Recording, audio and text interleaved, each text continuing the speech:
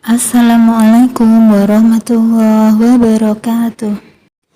Halo, jumpa lagi anak-anak. Kali ini kita akan belajar tema 7 kebersamaan, subtema 3 kebersamaan di tempat bermain, pembelajaran 1 dan 2. Tujuan pembelajaran yang pertama, dengan menyimak dongeng, siswa mampu menjawab pertanyaan. 2. Dengan mengamati gambar, siswa dapat menentukan pecahan setengah, sepertiga, dan seperempat. 3. Dengan teks yang disajikan dan penjelasan guru, siswa mampu memahami gambar imajinasi. 4. Dengan teks yang disajikan dan penjelasan guru, siswa mampu menentukan sikap toleransi terhadap teman yang memiliki perbedaan berat badan. Yang kelima, dengan mencermati dan membaca dongeng, siswa mampu menemukan kata sapaan dalam dongeng. Ayo mengamati. Bermain di taman. Hari ini hari Minggu. Siti dan teman-temannya bermain di taman. Mereka bermain kucing dan tikus. Bermain di taman membuat badan menjadi segar. Setelah bermain kucing dan tikus, Siti penasaran tentang kisah kucing dan tikus yang bermusuhan. Siti kembali ke kelas untuk menemui ibu guru untuk mencari informasi tentang kisah kucing dan tikus. Kisah kucing dan tikus. Dahulu kala, kucing dan tikus bersahabat. Kemana saja kucing pergi, tikus selalu ikut. Pada suatu hari, tikus berkata kepada kucing, "Hai kucing, ada apa? Mari kita makan ikan asin." Di mana kita bisa mendapatkan ikan asin? Itu di sana, digantung di rumah Pak Tani. Ikan asinnya amat banyak. Kita akan puas memakannya. Rupanya, kucing tertarik pada usul tikus. Ketika malam tiba, tikus dan kucing berangkat ke rumah Pak Tani.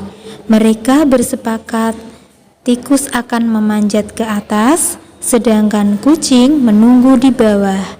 Sebelum memanjat ke atas, tikus berpesan, Kalau ada ikan asin yang jatuh ke sini, dapatlah kamu melompat dan menerkam.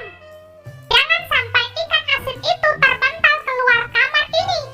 Nanti kita ketahuan. Akhirnya, tikus memanjat ke atas tempat ikan asin digantung. Setelah ia menemukan ikan asin yang bagus dan besar, ia lupa janjinya kepada kucing yang kelaparan menunggu dengan siaga sambil menengadahkan kepalanya ke atas. Wow, kok lama benar tikus di atas?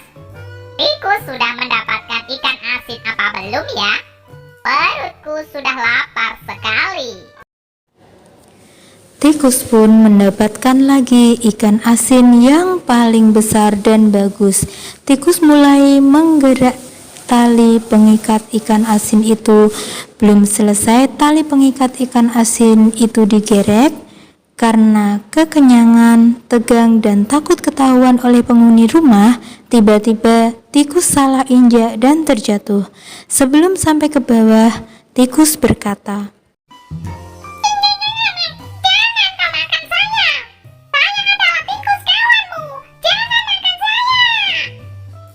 Wow, ikan asin. Aduh, saya bukan ikan asin. Saya kawanmu. Saya belum sempat menjatuhkan ikan asin itu. Lalu saya terjatuh. Kucing, saya bukan ikan asin. Ikan asin, mau. Kucing tetap tidak menghiraukan tikus dan merasa ditipu olehnya. Disinilah asal mulanya kucing dan tikus tidak akur. Tikus merasa sakit hati pada kucing yang memakannya. Kucing pun tidak percaya lagi pada tikus, sebab tikus telah memakan ikan asin sendiri. Sejak itu pertama kalinya kucing memakan tikus, sebab kucing selalu beranggapan bahwa tikus adalah ikan asin. Nak, saatnya kita berlatih. Pertanyaan-pertanyaan di bawah ini sesuai dengan kisah kucing dan tikus. Apa yang dicari kucing dan tikus untuk dimakan? Jawabannya adalah ikan asin. Yang kedua, di mana kucing dan tikus mencari makan? Di rumah Pak Tani. Yang ketiga, siapa yang bersikap curang ketika menemukan makanan? Yang bersikap curang adalah tikus. Yang keempat, mengapa sampai hati kucing memakan tikus? Ya, karena tikus melupakan kucing saat berhasil menemukan makanan. 5. Kucing dan tikus sepakat. Tikus mengambil ikan asin di atas. Kucing menangkap ikan asin di bawah. Ayo berlatih. Jawablah pertanyaan-pertanyaan di bawah ini. Nomor 1. Sebuah kue dibagi menjadi 2 bagian yang sama. Satu bagian bertanda X menyatakan pecahan 1/2 atau setengah. Nomor 2. Banyak kue ada 2. Satu kue bertanda X menyatakan pecahan 1/2 atau setengah. 3. Sebuah kue dibagi menjadi 3 bagian yang sama. Satu bagian bertanda X menyatakan pecahan 1/3 atau 1/3. Yang keempat, banyak kue ada 3. Satu kue bertanda X menyatakan pecahan 1/3 atau 1/3. 5. Sebuah kue dibagi menjadi 4 bagian yang sama. Satu bagian bertanda X menyatakan pecahan 1/4 atau 1/4. Menggambar imajinasi. Hari ini Siti bermain di halaman sekolah. Siti melihat ada beberapa temannya bermain bola. Siti ingin menggambar suasana di halaman sekolah. Ada 3 siswa yang bermain bola di halaman. Siti membuat sketsa gambarnya. Berikut ini adalah sketsa gambaran Siti. Dan kemudian Siti mewarnai gambarnya. Dan inilah hasilnya. Sekarang coba kamu lihat suasana di halaman sekolahmu ketika jam istirahat. Amati teman-temanmu yang bermain di sana. Kemudian buatlah sketsa gambar suasana bermain di halaman sekolah. Kemudian warnai gambarmu. Langkah-langkah untuk menggambar: yang pertama, siapkan alat dan bahan. Yang kedua, lakukan pengamatan atau observasi. Kemudian yang ketiga, buatlah sketsa gambar. Dan yang keempat, berilah warna. Kemudian alat dan bahan: pensil, krayon, dan penghapus. Nah, anak-anak, mari kita mulai belajar bersama menggambar gambar imajinasi.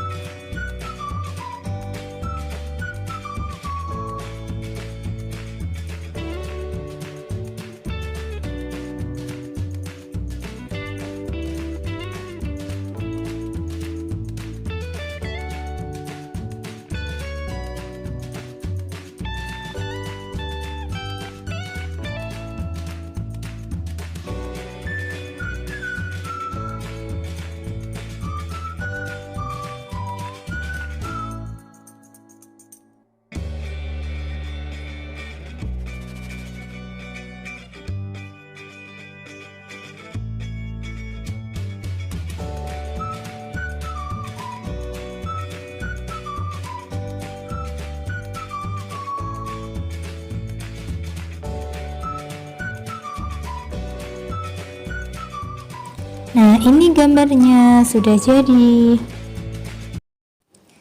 Kesimpulannya, imajinasi artinya hayalan atau angan-angan. Jadi, menggambar imajinatif itu adalah menggambar berdasarkan hayalan. Nyatakan gagasan yang ada di pikiran dalam bentuk gambar. Gambar imajinasi dapat diambil dari hayalan tentang alam sekitar. Misalnya, imajinasi tentang hewan dan tumbuh-tumbuhan. Bisa juga imajinasi tentang pemandangan alam. Menghargai perbedaan. Menghargai perbedaan. Bagas dan teman-teman berlomba merangkak dalam air. Perlombaan itu dilakukan secara berkelompok. Mereka membagi kelompok dengan adil. Anak laki-laki dengan anak laki-laki, sedangkan anak perempuan dengan anak perempuan. Kelompok dibagi sesuai dengan berat badan. Setiap orang memiliki berat badan yang berbeda. Meskipun berbeda, kita harus tetap rukun. Perbedaan merupakan kehendak Tuhan. Menghina perbedaan berarti menghina ciptaan Tuhan. Perbedaan yang ada harus dihargai. Dengan begitu, kehidupan manusia akan damai. Mengenal kata sapaan. Mengenal kata sapaan. Kata sapaan adalah kata yang digunakan untuk menegur sapa. Menegur sapa orang yang diajak berbicara. Penulisan kata sapaan harus diawali dengan huruf kapital. Adapun yang termasuk kata sapaan adalah sebagai berikut. Pertama, nama diri, misalnya Bima, Alisa, atau Siska. Yang kedua, kata yang tergolong istilah kekerabatan, contohnya ayah, ibu, bibi, kakak, dan nenek. Kemudian yang ketiga, gelar kepangkatan, profesi, atau jabatan, contohnya kapten, profesor, dokter, jenderal, dan suster. Yang keempat, kata pelaku, contohnya seperti penonton, pendengar, atau hadirin. Yang kelima, kata nama, contohnya tuan, nyonya, atau saudara. Demikian materi yang dapat Bu Guru sampaikan, kurang lebihnya Bu Guru mohon maaf dan terima kasih. Wassalamualaikum warahmatullahi wabarakatuh.